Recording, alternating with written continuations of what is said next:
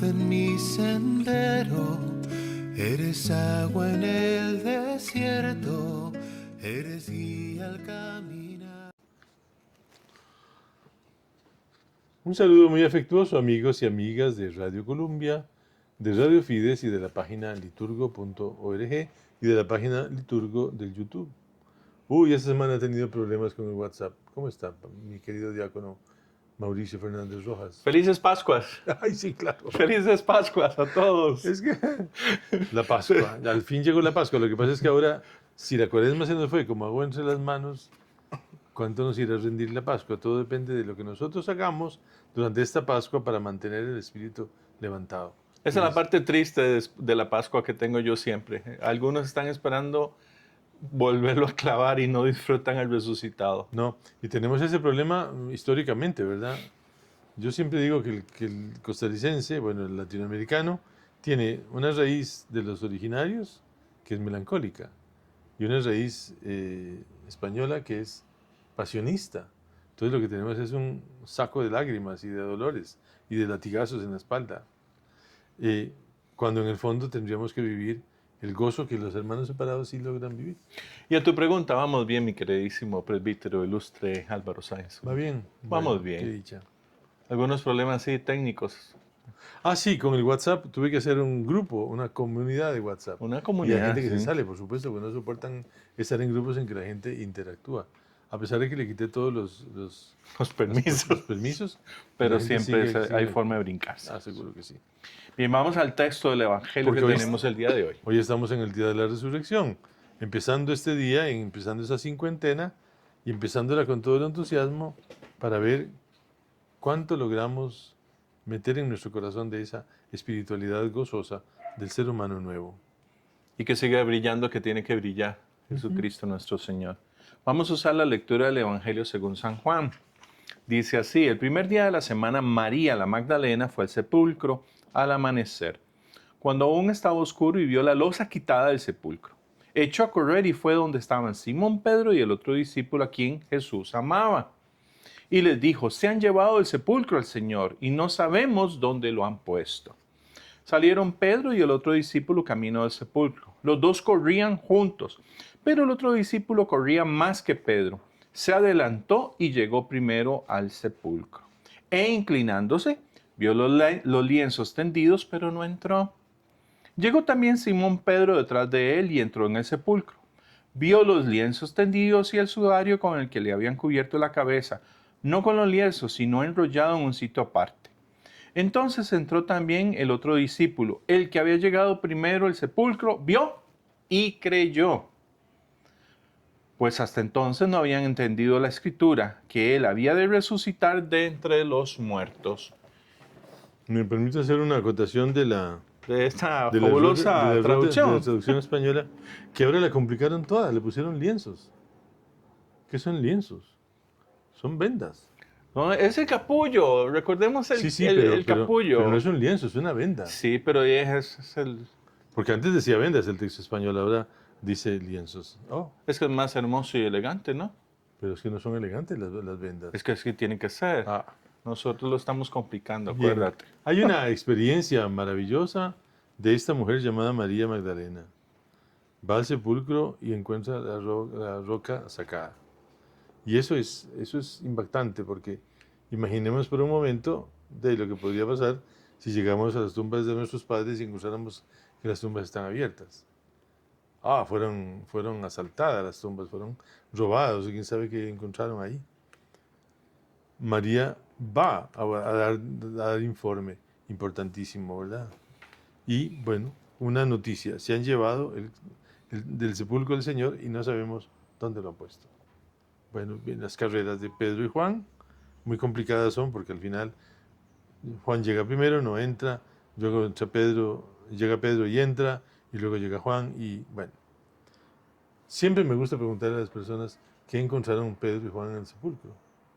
Y la respuesta es una sola: nada. Las vendas. Nada. Claro. Punto. Lo mismo que había visto Magdalena, porque esa es la primera parte que... Una vez traté de buscar por qué Magdalena y por qué la comunidad de Juan no puso que María vio, porque lo que hace es habla solo de la roca. ¿verdad? Que está corrida. Después llega y dice esta fabulosa frase: se han llevado el sepulcro del Señor y no sabemos dónde lo han puesto. Quiere decir que ella constató que ya no estaba Jesús ahí.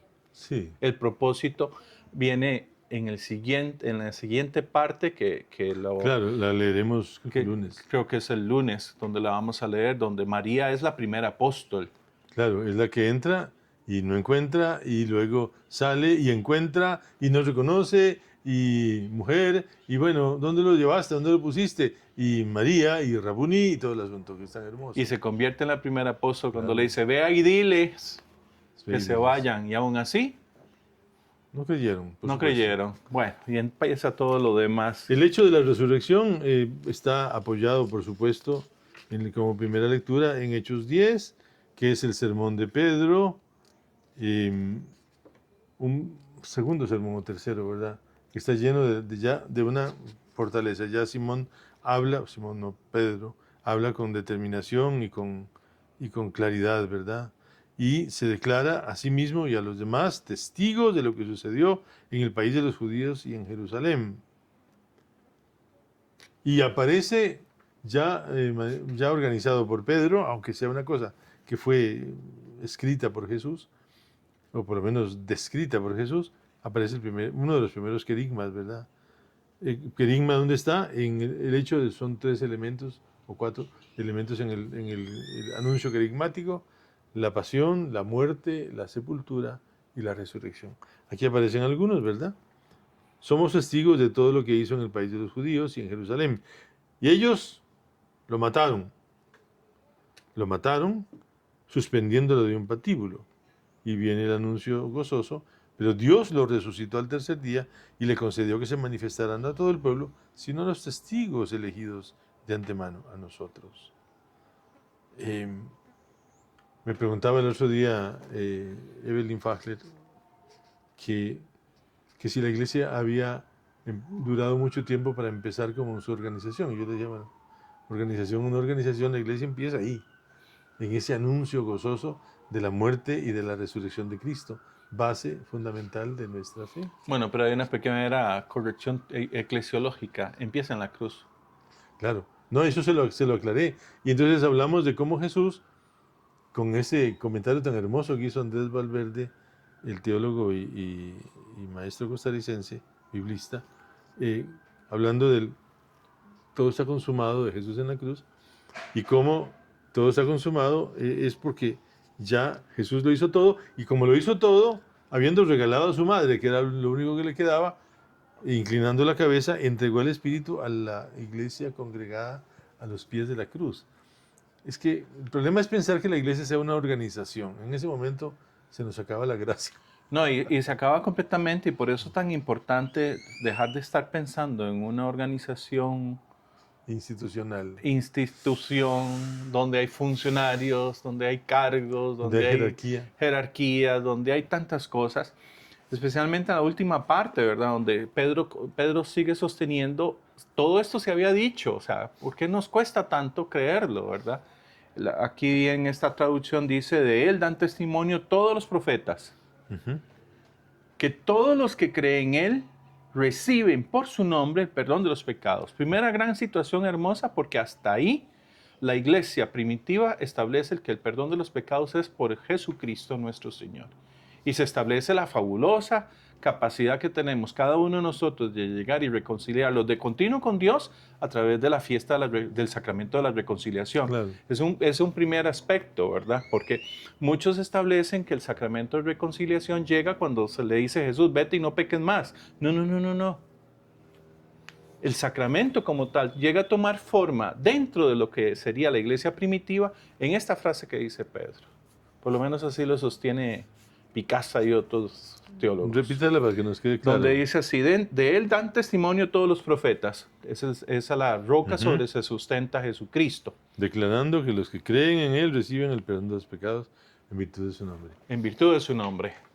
Bueno, el domingo en que leímos la resurrección de Lázaro, yo sigo pensando que la llave del sepulcro de Lázaro es la fe de Marta. Sin eso no hay nada. Sin eso no hay nada. Y Marta proclamó su fe y la resurrección se produjo. Ahora resulta que yo tendré perdón de los pecados si creo en Jesucristo. Y ahí está la dificultad más grande en este momento. Tenemos un mundo descreído e indiferente a Cristo porque les da rabia que Cristo pueda ser Dios. No, y lamentablemente, históricamente, después de la división de la iglesia, tanto con la iglesia luterana y con la iglesia anglicana, Bueno. ¿verdad? No, estoy En el hablando siglo ya, XVI. sí, estamos ya hablando más de 1500 y resto. Ujú. Esta fue la parte donde tanto Lutero como los otros, no me acuerdo el nombre del obispo, el primer obispo de Canterbury, llegaron y definieron el asunto de cuándo, con quién confesarse y con quién decir los pecados, ¿verdad? Porque al inicio nosotros como iglesia era una confesión pública. Claro. A través del tiempo se fue haciendo de Privada. manera ya más privada. Pero el origen es ese, o sea, ¿tú crees? Porque esa es la gran pregunta que todavía sigue siendo importante. ¿Qué es lo que el texto del Evangelio del día de hoy dice? O sea, uno llegó, vio, pero no dice que si creyó o no. Mientras que el discípulo amado vio y creyó de una vez. Claro. Esta traducción, yo siempre he discutido en esta traducción argentina que utilizan un adverbio, se llama eso, que a mí me preocupa, pero ahora podría entenderlo a partir de lo que usted está diciendo, porque el texto dice, luego entró el otro discípulo que había llegado antes, él también Vio y creyó. Porque da por supuesta la fe de Pedro, o sea, Pedro creyó antes que Juan. Juan da testimonio de su fe. A él le tocó entrar, constatar lo que Pedro estaba viendo, es decir, nada, y creer que eso no era un robo de un cuerpo, que eso no era un asalto de una tumba, que eso era la resurrección del muerto. Y si unimos este texto con el fabuloso del final del Evangelio de Juan, donde están en la barca, que el que dice vamos a pescar, voy a ir a pescar es Pedro. Es Pedro, sí. O sea, como tratando de volver a la vida normal. Claro. Y llega, cuando están en el mar, el que se da cuenta que está el maestro ahí es el discípulo Es amado. Juan, claro, sí. Está muy lejos, ¿verdad? Es el discípulo Están como amado. a 100 metros de mar adentro y es difícil ver, sobre todo si Jesús no se parecía a Jesús. Y el gran asunto es ese, el discípulo amado dice, es el maestro, y el que también entró y creyó, que es Pedro, se quita la ropa y se lanza. Sí, y por eso en la iglesia primitiva, en la primera iglesia, las columnas van a ser Pedro y Juan. Definidas, el más joven posiblemente y posiblemente el mayor, o el más fuerte, ¿verdad? El Pedro, el que es piedra y el que es... el tosudo, dirían algunos. Ahora, yo no quisiera que se nos fuera el tiempo sin tocar, de paso, por lo menos, esos 5 versículos de la carta a los Colosenses, que para mí es uno de los textos fundamentales de mi vida, porque es la esperanza cristiana, ¿verdad? No solo se trata de fe, sino también de esperanza. Y Pero, dice, ¿puedo interrumpirte acá? claro, ¿Qué tal si lo hacemos? Porque la carta a los Colosenses cobra más relieve si quien está en la presidencia escoge la lectura del Evangelio de los testigos de Emaús.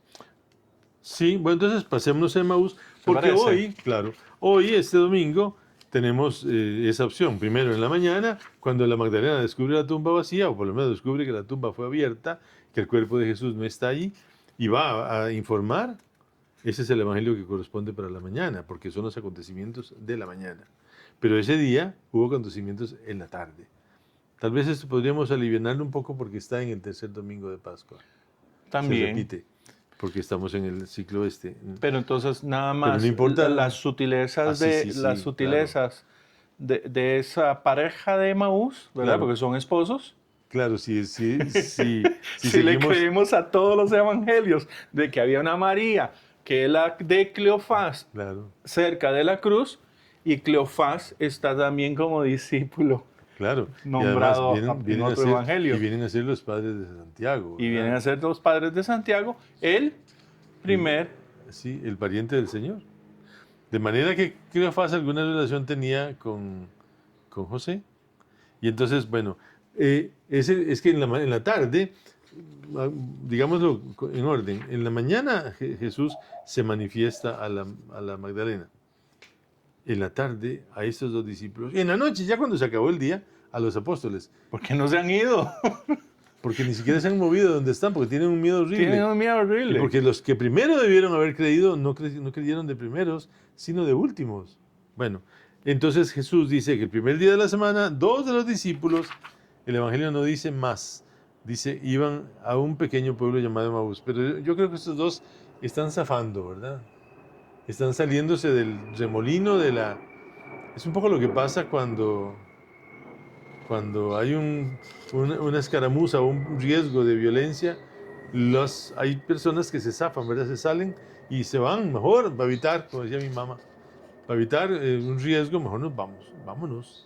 Y se fueron a Emaús, a 10 kilómetros de Jerusalén. Siempre mido Emaús como de San José de Heredia, más o menos, ¿verdad? Más o menos, sí. Y entonces se van, ¿verdad? Hablando de lo que pasó. Y bueno, se les aparece Jesús, pero no lo reconocen, caray. No logran saber que es Él y viene caminando con ellos. Oye, y qué confisgado Jesús, ¿verdad? Algo impedía que sus ojos lo reconocieran. Sí, claro. Muy furbo, dicen los italianos. Sigue Muy siendo furbo. Jesús. Sí. Con una... ¿De qué están hablando? Mordazmente, es que ¿De qué están hablando? hay que ver la pregunta voy a decirlo así, no hay que ver la pregunta con tanta piedad, no, es mordaz, la pregunta de Jesús es mordaz. ¿Qué conversación es esa que traen mientras van de camino?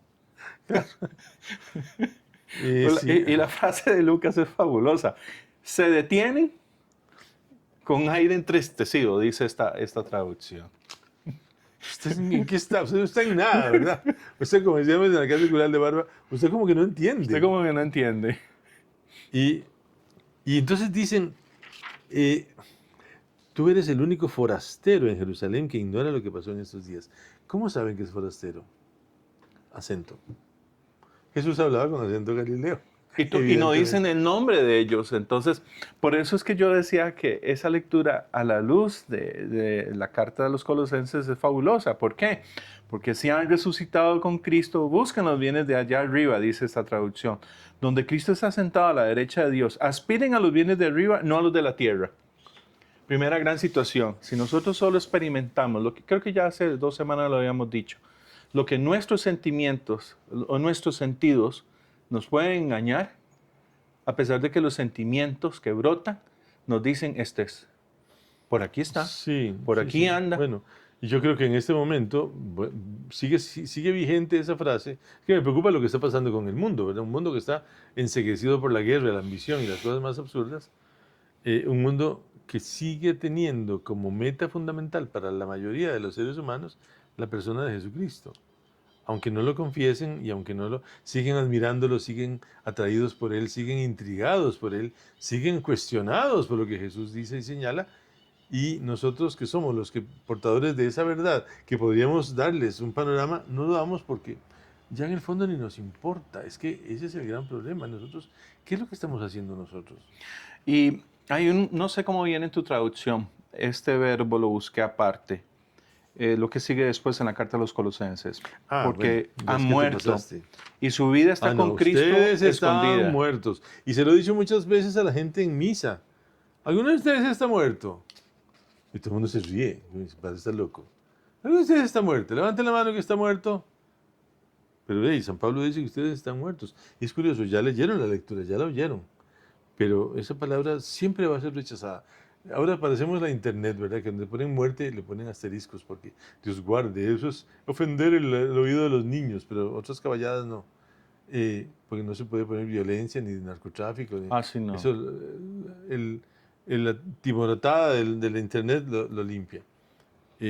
San Pablo lo asegura.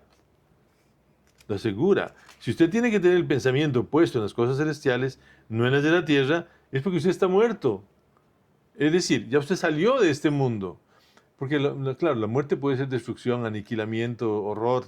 No. La idea es renuncia. Usted está muerto porque usted, francamente, ya entendió que esta vida no merece la pena asumirla con ese grado de compromiso. Ustedes están muertos. No daría... No, compromiso no, porque compromiso sí hay que hacerlo. Tal vez seguimos tan descorazonados por no poner el corazón donde tiene que estar. El centro Sí. tiene que seguir siendo Jesucristo. Sí, pero si lo ponemos en posesiones, Pero títulos tal vez podemos, y todo, claro, tal vez podemos pasarnos al texto de San Pablo a los romanos, fue, en el domingo anterior que decía que hay que vivir según el Espíritu. hay que ser del Espíritu y vivir en Él. Claro, para poder ser resucitados un día. Si eso es así, ¿cómo funciona? Pues así debe funcionar. Y nosotros entramos en el texto diciendo, tengan el pensamiento puesto en las cosas celestiales. Es lo mismo que San Pablo decía a los romanos, lo dice ahora a los colosenses. Ustedes están muertos. Y empieza la frase, es un paroxismo esta frase.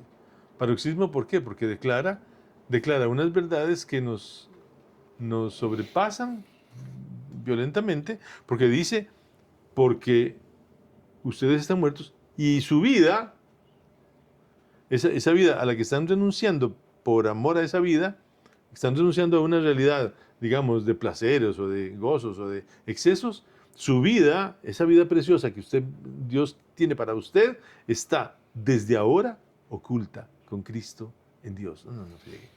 Aquí dice No, escondida y esa palabra no me gusta. No, está oculta. Oculta. Hay otra traducción que dice resguardada.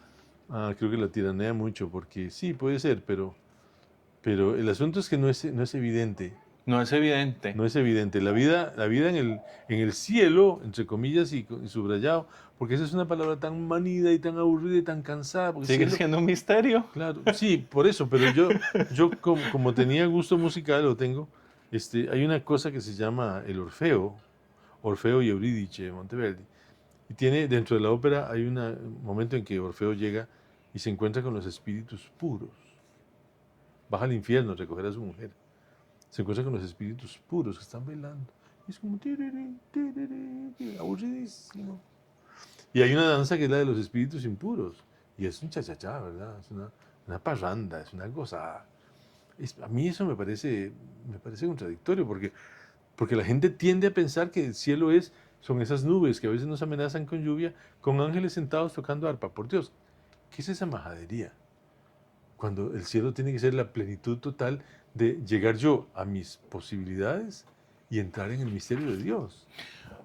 Por eso les dice Jesús, qué duro de cabeza son ustedes. Claro, y el camino, ¿Ves cómo se va? el camino de iluminando? Maús, que recuérdelo siempre y téngalo presente hoy. Cuando vaya a misa, usted piénsese como camino de Maús cuando va para la iglesia, usted siéntase encontrando con Jesús en el camino, usted siéntase que Jesús le interpela, usted entre a la iglesia, a la misa, escuche la palabra de Dios y sienta que es Cristo el que le está instruyendo sobre la palabra de Dios, lo que se refiere a Él, es decir, toda la Escritura, y usted escuche esa palabra de Dios que le libera y que le da un espacio amplísimo, y ahí entonces, abierto a esa vida en Dios, usted oiga a Jesús y entonces récele a Jesús diciéndole la oración de los discípulos de Emaús, quédate con nosotros porque ya es tarde y el día se acaba.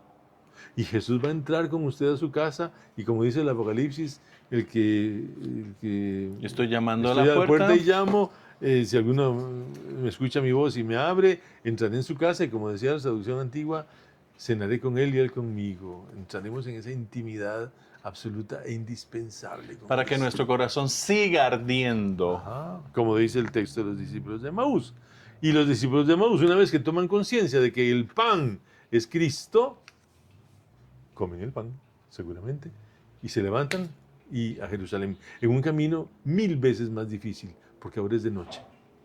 Y tienen que ir con una candela y con una lámpara a ver dónde ponen los pies, pero tienen que ir a llevar la buena noticia de la resurrección de Y el Cristo. último dato, no era el camino más seguro, No, pero no importa. no importa, hay que hacerlo y hay que hacerlo de noche. Y cuando llegan se encuentran que los apóstoles ya tienen una fiesta, porque Jesús resucitó y ellos dan su testimonio, que era mucho más pequeño que el de Pedro o que el de la Magdalena, pero era su testimonio, lo descubrieron, lo reconocieron al partir el pan. Felices Pascuas. Feliz domingo y feliz día del Señor.